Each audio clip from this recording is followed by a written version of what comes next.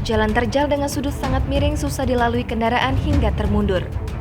Jalan baru Jembatan Batu Surau yang berlokasi di Kecamatan Semende Darat Tengah, Kabupaten Muara Enim, Sumatera Selatan, memiliki kondisi yang tidak biasa. Kondisi jalan tersebut sangat miring hingga beberapa kendaraan yang ingin melintas jalan ini memilih untuk menyerah. Saat ini, jalur jalan lama yang posisinya tepat di atas jalan tebing ini dalam kondisi longsor. Tampak dalam video, mobil ACGC berwarna abu-abu tidak sanggup untuk melintasi jalan tersebut. Mobil tersebut termundur secara perlahan saat hendak melintasi jalan tersebut. Dalam video lain, dua orang penumpang mengeluh karena kecapean menaiki jalan tersebut dengan berjalan kaki. Mereka berdua memilih berjalan kaki karena jika masih menaiki kendaraan dikhawatirkan termundur.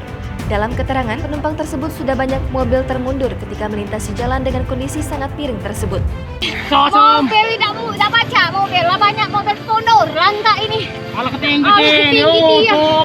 Ia juga meminta ditinjau ulang ke pemborong jalan tersebut agar lebih mudah dilewati. Video tersebut diunggah oleh akun Instagram @muaraenim.com dan ditonton ribuan kali oleh netizen.